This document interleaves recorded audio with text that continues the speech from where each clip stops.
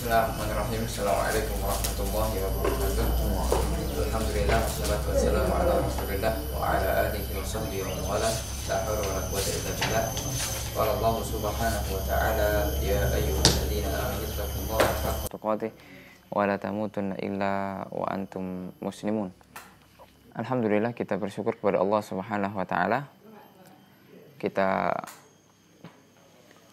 telah diberikan nikmat oleh Allah sehingga kita bisa berjumpa di kajian pagi ini. Dan sebelumnya kita sudah membahas ya tentang faidah tauhid ya, kemudian tentang masalah pertanyaan aina Allah, kemudian halillahu ma'ana dan lain sebagainya. Kita sudah bahas semuanya. Dan kita sekarang masuk kepada pembahasan yang baru ya, syurutu qabulil amal, syarat-syarat diterimanya sebuah amal. Pertanyaan yang ke-13 ya. Qala al-muallif rahimahullahu taala, ma hiya syurutu qabulil amal? Apa saja syarat-syarat diterimanya sebuah amalan? Kemudian Syekh menjawab, syurutu qabulil amal indallahi thalathah. Ya, syarat diterimanya amal di sisi Allah Subhanahu wa taala ada 3. Yang pertama adalah al-iman billahi wa tauhiduhu. Al-imanu billahi wa tauhiduhu. Qala Allah taala, Allah Subhanahu wa taala berfirman, wa innal ladzina amanu wa 'amilus solihati kanat lahum jannatul firdausi nuzula. Dan yang pertama adalah iman kepada Allah Subhanahu wa taala dan mentauhidkan Allah. Ini adalah syarat yang pertama. Jadi orang-orang kafir, mau dia sedekah 100 miliar, mau dia sedekah semua yang dia miliki, ya, tidak akan diterima oleh Allah Subhanahu wa taala. Harus apa? Beriman dulu. Masuk Islam dulu, bertauhid dulu kepada Allah Subhanahu wa taala. Dan ini sering saya ilustrasikan kepada ini ya, orang-orang yang tidak pernah daftar di suatu kampus. Meskipun dia pintar, tiba-tiba waktu ujian dia ikut ujian. Ya, meskipun nilai ujiannya bagus, tapi karena dia tidak punya kartu pelajar, tidak punya ya kartu ujian juga dia tidak punya. Lalu bagaimana nilainya akan keluar? Maksudnya dia akan mendapatkan ijazah, ya tidak mungkin. Ya.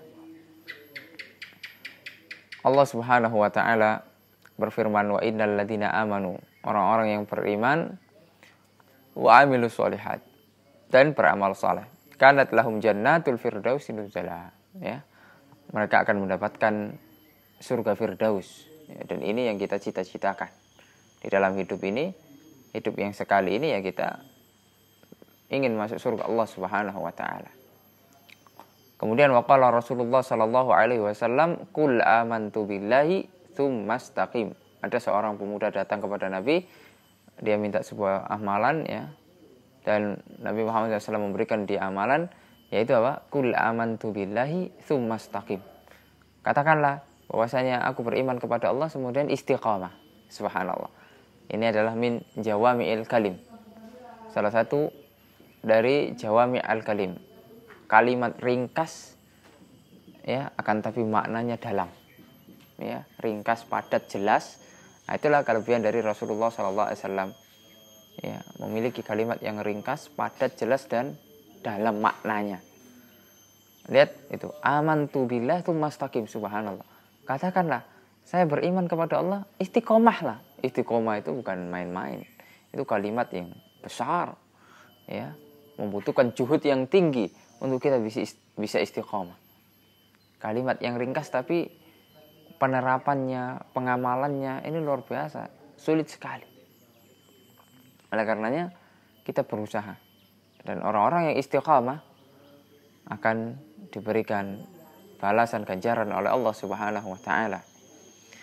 Masyiral muslimin rahimani wa rahimakumullah. Itu syarat yang pertama. Jadi harus beriman dan bertauhid. Tidak akan diterima orang-orang yang kafir ya, amalan mereka itu. Kemudian yang kedua, syaratnya adalah al-ikhlasu wa huwa al-amalu lahu min ghairi riya'in wala sum'atin. yaitu al-ikhlas, ikhlas karena Allah Subhanahu wa taala, tanpa pengen dilihat, tanpa pengen didengar, riya wa sum'ah. Beramal karena Allah Subhanahu wa taala. Ya, bukan karena embel-embel ini, embel-embel itu, ya. Memang lillah. Ya, lillahi jalla wa ala, karena Allah Subhanahu wa taala. Dan ini adalah perintah Allah Subhanahu wa taala. Qala ta'ala wa ma umiru illa liya'budullaha mukhlishina lahuddin. Tidaklah aku perintahkan kepada mereka melainkan untuk beribadah hanya kepada Allah Subhanahu wa taala, mengikhlaskan niatnya hanya untuk Allah Subhanahu wa taala. Dan dalam sebuah hadis Rasulullah sallallahu alaihi wasallam bersabda, innamal a'malu binniyat. Seseorang itu tergantung niatnya. Ya, amalan seseorang itu diterima tergantung niatnya. Ya. Man kanat hijratuhu ila Allah wa rasuli fa hijratuhu ila Allah wa rasuli. Kalau hijrahnya dia karena Allah dan Rasulnya, maka dia akan mendapatkan ganjaran itu. Man kanat hijratuhu lidunya yusibuha. Dia menginginkan dunia, awimra'atin yang kihuha, kemudian wanita yang dinikahinya, fahijratuhu ila ma hajara ilaih. Insyaallah dia akan dapat, tapi pahala akhirat dia tidak akan dapat. Oleh karenanya kita harus perhatikan, ya, dan ini berat sekali. Oleh karena Sufyan Ats-Tsauri, salah satu ulama besar pada zamannya, beliau mengatakan ma'alajtu syai'an asyadda alayya min niyati li'annaha tataqallabu alayya. Beliau ulama, ya. Beliau berkata, tidaklah aku mengobati sesuatu yang paling sulit melainkan aku mengobati apa? Niatku. Karena niatku ini berbolak-balik, kadang ini kadang itu. Itu ulama, ya, apalagi kita. Ya, Allahul musta'an. Fitnah dunia ini sungguh menipu kita. Fitnah ketenaran, kemudian fitnah harta, fitnah syahwat, fitnah subhat, ya subhanallah. Pada zaman akhir zaman ini memang kita dibutuhkan untuk selalu menyendiri, ya, berdua-duaan dengan Allah Subhanahu wa taala untuk apa? Muhasabah diri kita ini agar selalu ikhlas karena Allah Subhanahu wa taala dalam beramal. Dan orang yang beramal tidak ada ikhlas di dalam hatinya, maka yang didapat hanyalah dosa. Bahkan, ya, jika dia menuntut ilmu hanya karena dunia, menuntut ilmu agama hanya karena dunia, ingin dipandang ini dan itu, maka ketahuilah bahwasanya dia akan menjadi koreknya api neraka. Awwalu ma tusya'aru bihin nar, ya, yaumal qiyamah alim, ya, disebutkan itu salah satunya adalah alim, orang yang alim, mujahid, orang yang berjihad di jalan Allah Subhanahu wa taala. Kemudian orang-orang yang bersedekah. Ini bukan amalan sembarangan, ini amalan yang mulia semuanya. Akan tapi kenapa dia menjadi koreknya api neraka, bahan bakar api neraka? Karena tidak ada keikhlasan di dalam hatinya. Dia pengen hanya disebut orang alim. Dia hanya pengen disebut sebagai mujahid, batal, pemberani. Ya, kemudian orang-orang yang bersedekah ingin cuma disebut orang yang paling dermawan, orang yang karam dan lain sebagainya. Waliyadzubillah. Oleh karenanya berusaha mungkin kita menyembunyikan amalan saleh kita di hadapan Allah Subhanahu wa taala untuk menjaga keikhlasan kita. Kecuali memang amalan-amalan yang tidak bisa disembunyikan, semisal sholat berjamaah. Bagaimana kita akan menyembunyikan sholat berjamaah? Itu amalan zahirah.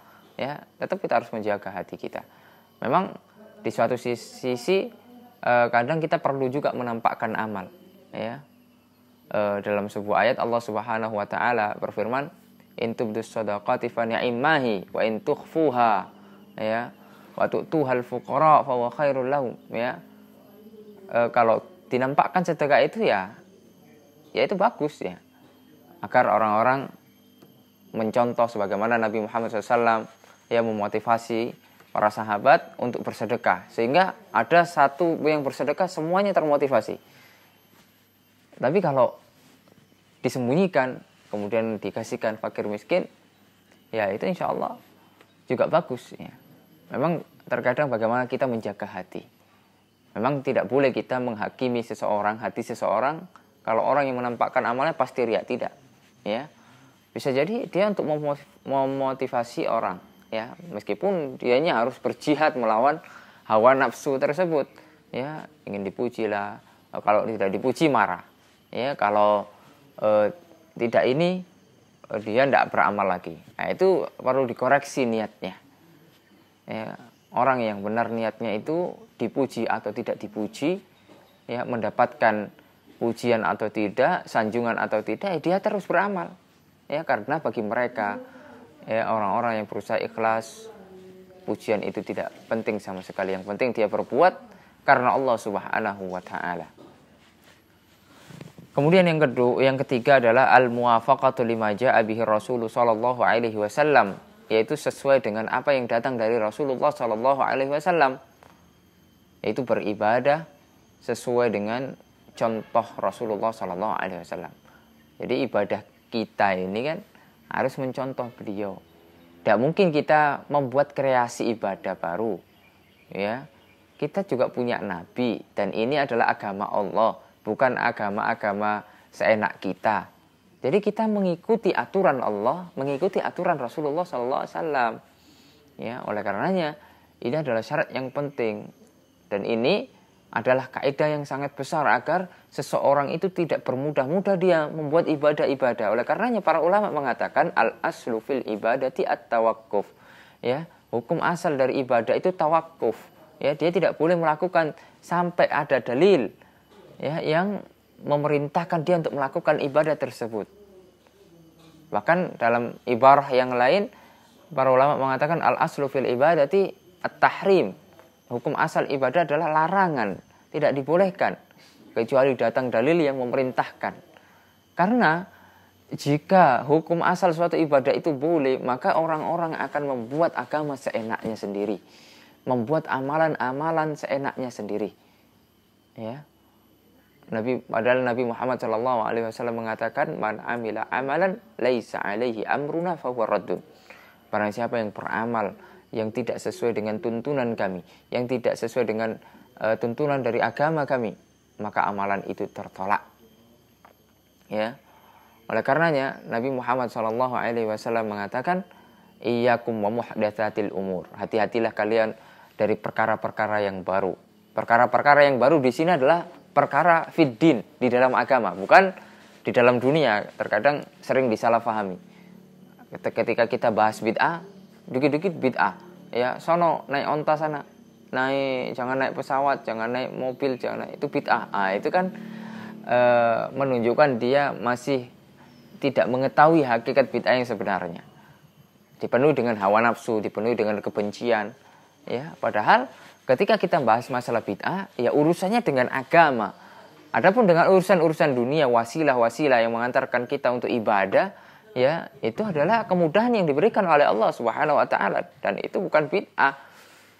Memang secara bahasa bid'ah adalah sesuatu yang baru yang belum ada sebelumnya. Ya seperti mobil apa, ya, kalau secara bahasa ya bid'ah. Cuma apakah itu dilarang bid'ah dalam hal dunia? Ya tidak. Kalau di dalam urusan dunia antum berbuat kreasi seenak antum, terserah antum. Nabi sudah memberikan rambu-rambu, antum a'lamu bi umurid dunyakum. Kamu atau kalian, ya, umatku lebih tahu tentang urusan dunia kalian. Tapi masalah akhirat, tunggu dulu. Ya, jangan sembarangan. Ya. Masalah syariat Nabi Muhammad SAW lah yang diutus oleh Allah untuk menuntun umat agar tidak tersesat. Jadi kalau kita bahas bid'ah jangan terbayang masalah-masalah duniawi. Ya. Bayangkan masalah-masalah yang telah Allah Subhanahu wa taala dan Rasulullah SAW itu perintahkan, masalah agama. Kalau kita melonggarkan masalah ini, bahaya sekali. Tidak dilonggarkan saja, itu sudah luar biasa. Ya, sebagaimana ada sebagian kaum yang mengatakan ada bid'ah hasanah. Itu kan dengan dalih bid'ah hasanah, itu kreasi amalan luar biasa. Ya, sholawat dengan joget, kemudian ikhtilat, kemudian ini dan itu. Alasannya apa? Bid'ah hasanah. Bid'ah yang baik katanya. Ya. Oleh karenanya Nabi mewanti-wanti, iyyakum wa muhdatsatil umur. Hati-hati kalian dari perkara yang baru. Fa inna kulla muhdatsatin fid dini bid'ah. Karena setiap perkara yang baru di dalam agama adalah bid'ah. Ya, perkara yang baru dalam agama adalah kebid'ahan. Ya, jadi hati-hati. Ya. Oleh karenanya para ulama ya menafsirkan perkataan Nabi ini, ya, para sahabat, beliau mengatakan kullu bid'atin dhalala wa in ra'ahan nasu hasanah. Setiap bid'ah itu sesat walaupun dipandang manusia itu baik. Ya, oleh karena pernah ada suatu ketika ada orang yang sholat. Ada orang yang sholat kemudian ditegur. Ya, karena mungkin sholatnya tidak sesuai sunnah dan lain sebagainya. Apakah aku akan diadab oleh Allah karena saya sholat ini? Ya, jawaban yang sangat indah dari para ulama, kamu tidak akan diadab oleh Allah karena sholatmu ini, tapi kamu akan diadab oleh Allah karena kamu menyelisihi Rasulullah Sallallahu Alaihi Wasallam. Ajib. Ya, bagaimana kita tidak bergetar dengan jawaban yang seperti itu? Yang kau selisih ini bukan orang sembarangan, utusan Allah Subhanahu Wa Taala. Ya, oleh karenanya kita sangat takut ya, dalam berbuat amalan ibadah ini. Apalagi itu tidak dicontohkan oleh Rasul, tidak ada nas yang mendukung, ya, tidak dipahami oleh para ulama demikian. Kemudian kita pahami sendiri, kemudian kita kreasikan sendiri menurut hawa nafsu kita, kemudian kita tatabbu' ar-rukhas, mengikuti keringanan-keringanan zallat al-ulama, ya, keringanan dari para ulama, ketergelinciran para ulama, cari-cari dalih, maka Allah Subhanahu wa taala Maha tahu. Jadi hati-hati. Ya, untuk masalah ini kita harus hati-hati karena ini agama Allah, bukan agama sembarangan. Ya, seenak-enak kita tidak. Agama milik Allah Subhanahu wa taala. Ya. Ma'asyiral muslimin rahimani wa rahimakumullah. Allah Subhanahu wa taala berfirman, "Wa ma atakumur rasul fakhuduhu wa ma nahakum anhu fantahu." Apa yang datang dari Rasulullah sallallahu alaihi wasallam, ambillah. Dan apa yang dilarang oleh Rasul, tinggalkanlah. Ya. Dalam surat Al-Hasr ayat yang ke-7. Ya, di juz yang ke-28. Jadi itulah tuntunan dari Allah Subhanahu wa taala untuk kita mengikuti Rasulullah SAW. Oleh karenanya di dalam surat Ali Imran ada ayat, kata para ulama, ayatul imtihan wal ikhtibar. Allah Subhanahu wa taala berfirman, "Qul in kuntum tuhibbunallah fattabi'uni." Katakanlah, kalau kalian mengaku mencintai Allah, maka diuji. Ya, setiap orang bisa aja ngaku saya cinta Allah. Tapi diuji dulu. Yaitu apa? Fattabi'uni, ikutilah aku, kata Nabi Muhammad SAW. Ikutilah Rasulullah SAW. Dengan kita mengikuti sunnah Rasul, dengan kita mengikuti Rasulullah SAW dalam kehidupan kita, dalam peribadatan kita, atau dalam segala macam muamalah, ya, akhlak beliau, semua sisi kehidupan beliau, berarti kita otomatis sudah mencintai Allah Subhanahu wa taala. Karena sedusta orang yang mengaku mencintai Allah, akan tapi jauh dari sunnah Rasulullah sallallahu alaihi wasallam, akan tapi jauh dari manhaj Nabi Muhammad sallallahu alaihi wasallam, ya, sisi-sisi kehidupan Rasulullah sallallahu alaihi wasallam. Ketika seorang diberikan contoh seperti ini, ya, sering saya berikan contoh, semuanya setuju. Tapi kalau diberikan contoh yang real yang ada di masyarakat, ya, mentang-mentang itu budaya mereka menolak dan bahkan menuduh yang macam-macam. Ya, Pak, sering saya kasih contoh, boleh nggak seseorang menambah sholat maghribnya 2 rakaat menjadi 5 rakaat? Karena dia semangat, ikhlas karena Allah, karena dia habis makan, ya, di sore hari, kemudian habis olahraga fit, sehingga dia 3 rakaat itu kurang. Boleh nggak demikian? Ya, banyak yang mengatakan tidak boleh, karena sholat maghrib ya 3 rakaat. Naam, ya, inilah namanya bid'ah. Ya. Kemudian, Ya, ketika kita katakan misalnya berkumpul di rumah mayit, kemudian membacakan ini dan itu, ya 7 hari, 8 hari, 40 hari dan lain sebagainya, itu juga perkara yang baru. Sunnahnya bukan seperti itu. Dikatakanlah kita, itu kan sudah ajaran nenek moyang kita, ya turun temurun kita. Itu tuh. Padahal itu sama-sama perkara yang baru. Kemudian peringatan-peringatan, ya yang diperingati, ya padahal umat terbaik tidak pernah melakukan hal itu. Kenapa kita bukan umat terbaik, tapi berani melakukan hal-hal seperti itu yang jauh dari tuntunan Rasulullah Sallallahu Alaihi Wasallam, apalagi dibarengi dengan kemaksiatan, ya dengan ikhtilat, dengan berbagai macam hal-hal yang buruk. Ya, oleh karena kita harus bertakwa kepada Allah Subhanahu wa taala, takut kepada Allah Subhanahu wa taala.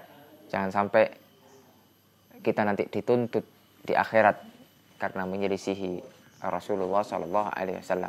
Jangan sampai kita diusir oleh Rasulullah sallallahu alaihi wasallam dari telaganya. Ya. Karena tidak mengikuti beliau. Allahumma musta'an. Ya, itu yang kita takuti ketika kita menyelisihi beliau. Membuat ibadah kreasi baru. Meskipun itu di dalam syariat disyariatkan. Misalnya kan berdoa, berzikir itu disyariatkan. Tapi kalau sudah diramu, kemudian dibuat tanggalnya ini, ya keutamaannya ini tanpa dasar, hati-hati. Ya, hati-hati. Kan yang dibaca itu kan bagus alasannya kan. Yang dibaca itu kan bagus, zikir bukan dongeng. Kemudian bersolawat kepada Rasulullah SAW. Kemudian ceramahnya juga tentang agama. Ya, nah itulah terkadang syaitan mudah sekali ya membuat seseorang itu tergelincir dari hal-hal yang seperti itu. Karena kita harus hati-hati dalam masalah ini, karena masalah agama ini bukan masalah yang remeh. Ini masalah besar tentang surga dan neraka kita. Makanya dalam ibadah kita harus tanyakan. Ya, mulai sekarang kita harus tanya. Kira-kira disyariatkan gak ibadah yang saya lakukan ini? Ya, kira-kira disyariatkan gak? Ya, misalnya ada seseorang ya dia belum tahu apa-apa. Taunya ya ibadah ikhlas karena Allah gitu kan. Yang penting niatnya ya kan. Dia ibadah berdiri dia di terik matahari ya 2 jam, dia ikhlas karena Allah, maka bisa kita katakan bahwasanya ibadah dia tidak ada apa-apanya, tidak ditolak oleh Allah, ya tidak diterima, karena tidak ada ibadah yang seperti itu, menyembah Allah dengan berdiri di bawah terik matahari, ya dengan keutamaan nanti dapat syafaat Nabi, dapat ini. Nah itu adalah perkara-perkara yang baru ya dalam agama, atau biasa disebut dengan bid'ah. Ya, sesuatu yang baru yang belum ada sebelumnya di dalam syariat. Ya, oleh karenanya kitab-kitab tentang masalah ini sangat bagus. Saya sarankan untuk dibaca kitabnya Syekhuna Syekh Ali Hasan Al-Halabi rahimahullah taala, Ilmu Usulil Bid'ah. Ya, kemudian kitabnya Al-Jizani Qawaid Ma'rifat Al-Bid'ah. Kemudian kitabnya Asy-Syatibi Al-I'tisam. Ya, itu sangat detail sekali, sangat kompleks dalam membahas masalah ini. Ya, agar kita juga tahu qawaid dan tawabit, tidak bermudah-mudah dalam membid'ahkan, tidak bermudah-mudah dalam berbuat bid'ah. Ya. Ini yang harus kita perhatikan, dan kita harus mengkaji terus karena hakikatnya diri ini lemah, ya perlu terus belajar. Bisa jadi sekarang ya apa yang kita yakini salah, kemudian kita dapat ilmu terus, ya semoga Allah SWT melembutkan hati kita, mencintai kaum muslimin, dan semoga kaum muslimin mendapatkan hidayah dari Allah Subhanahu wa taala sehingga kita bersama-sama nanti di surga Allah Subhanahu wa taala. Sallallahu ala nabiyina Muhammad wa ala alihi wa sahbihi wasallam. Subhanakallahumma wa bihamdika asyhadu an la ilaha illa anta astaghfiruka wa atubu ilaik. Assalamualaikum warahmatullahi wabarakatuh.